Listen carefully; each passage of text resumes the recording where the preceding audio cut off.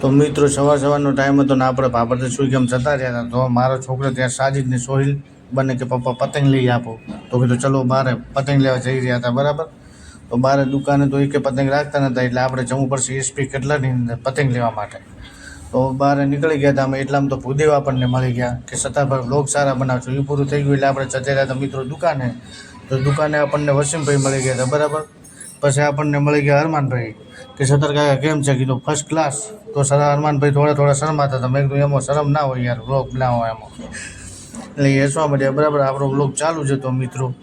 એ પૂરું થઈ ગયું એટલે આપણને મળી ગયા ડાયરેક્ટ મુકેશભાઈ કે 1 નંબર બ્લોગ આવે સત્તારભાઈ તમારા. મેં કીધું એમાં કંઈ ઘટે નહીં, આમ સપોર્ટ કરતા રહેજો.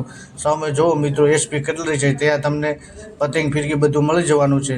તો જલ્દીથી જલ્દી એકવાર અવશ્ય મુલાકાત લેવી. તો અમને બન્યા રહેજો મિત્રો. આપણે હવે મળીશું નેક્સ્ટ બ્લોગની અંદર. પછી પાછા આપણે બાબર જતા રહ્યા હતા તો આપણને મળી ગયા કાસમ. બરાબર. કોડાળીયા કાસમ મળી ગયા. તો અમારે જવાનું હતું ચા પાણી કરવા માટે. પછી સવાર પડ્યો એટલે આપણે જતા રહ્યા નાસ્તો કરવા માટે મિત્રો. તો આ જો ટીકડી ભજીયા અને નાસ્તો કરતા હતા કાસમને બંને. હવે આપણે મળીશું નેક્સ્ટ